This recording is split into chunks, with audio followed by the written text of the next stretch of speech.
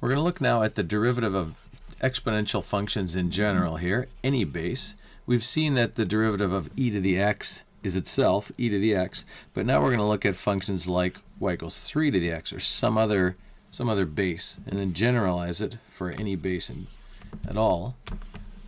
If we start with y equals 3 to the x, we're going to use logarithmic differentiation, which is taking the natural logarithm of both sides and then differentiating implicitly.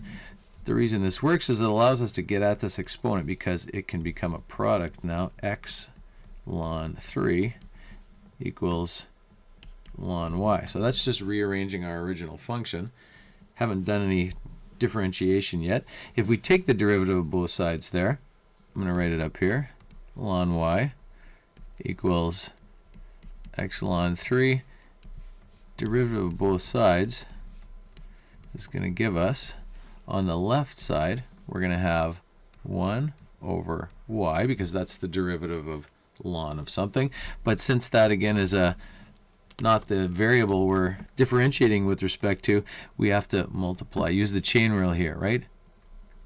Ln y compared to y, and y compared to x, so we need that y prime there, or dy dx, if that's what you're using. On the right side, it looks like a product, but we can think of this in a simpler way. This is just a constant here, right? It's ln 3 times x, right? It's just like if you were taking the derivative of 7x, the derivative of 7. The derivative of ln 3 times x is just ln 3. All right? That simplifies things quite a bit. We don't have to look at it as a product or anything like that. If we want to get y prime by itself, here we have y times ln 3, and y in the beginning was just 3 to the x. So then we have y prime is 3 to the x times ln of 3.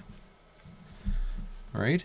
Now, we could have done that in general for anything here. This had a 3, but if we'd started with a to the x, right, if we started with y equals a to the x, what we would have got is y prime was a to the x times ln of a, ln of that base. All right? Now, I said earlier that we had found previously that the derivative of e to the x was itself e to the x. Y prime equals, if you have y equals e to the x, the derivative is e to the x. We have this little extra piece here. We have to multiply. If it's not base e, you have this little extra you need to multiply by here.